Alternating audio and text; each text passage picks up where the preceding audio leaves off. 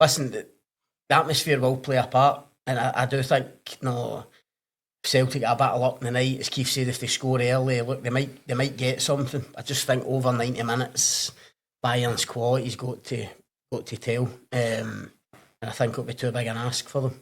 One area though, Keith, that I think is worth pointing out. I mean, Mark here says the Champions League under the lights, there's genuinely nothing like it. Bayern players are in for a shock.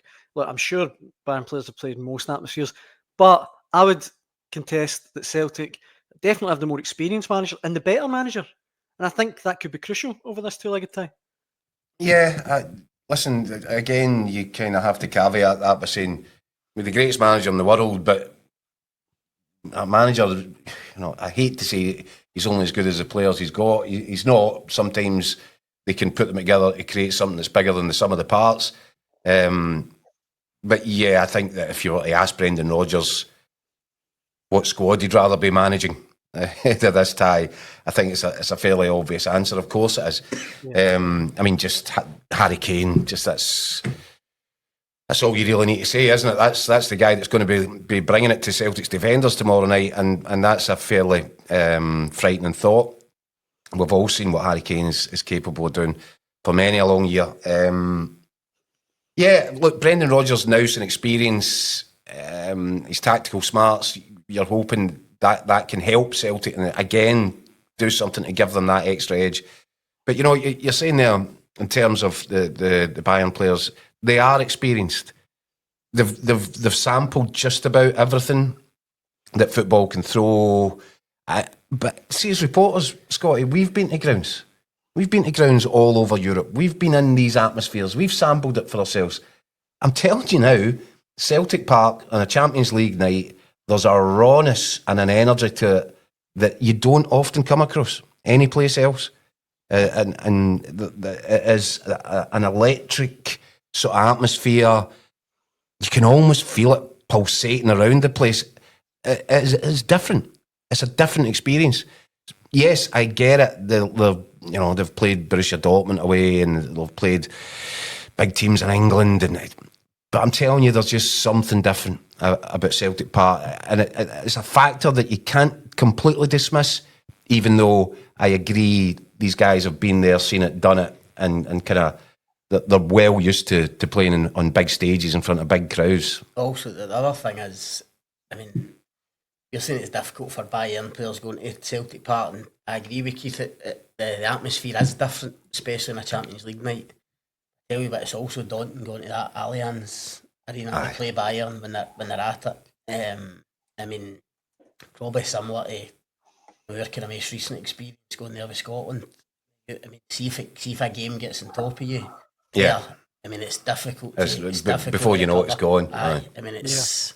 And there was a little bit of that for Celtic and Dortmund as well. So, listen, these are the pitfalls and the potential issues that you're going to face when you're playing against this level of side at this stage in the best club competition in football. That's why you want to be there. That's why you set out. That's why Brendan Rodgers returned to the club, because he said this is where he wanted to take Celtic. And now it's interesting going back to Germany in the same season when that that horror story of a night against Borussia Dortmund.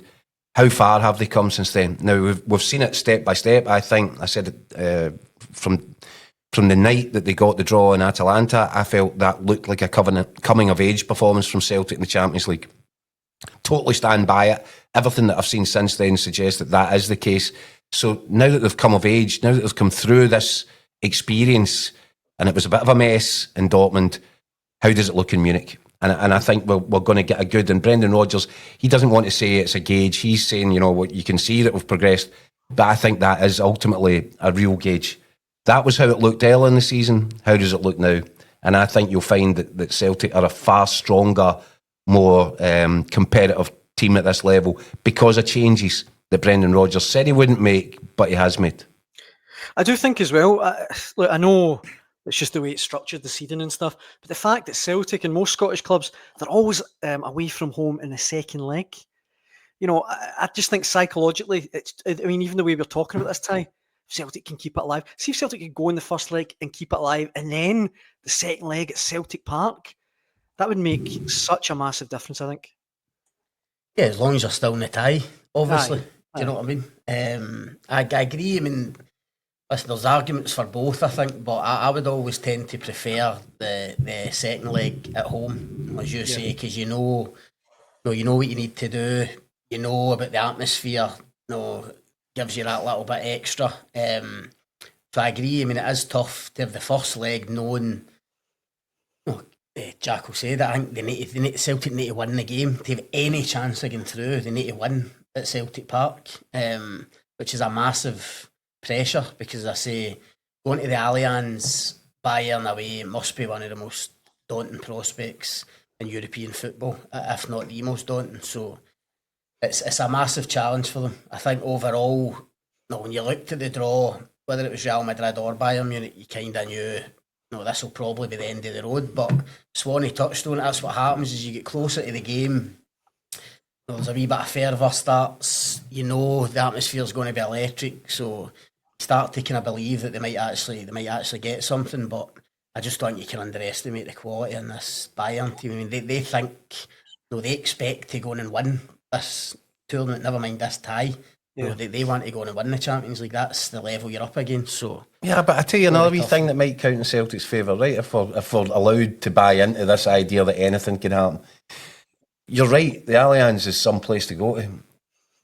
I'm not sure how much of a bear pit it is when Bayern are turning up against Scotland's champions, expecting to walk through into the later stages of the. Now, if it was Real Madrid that was turning up there, yes.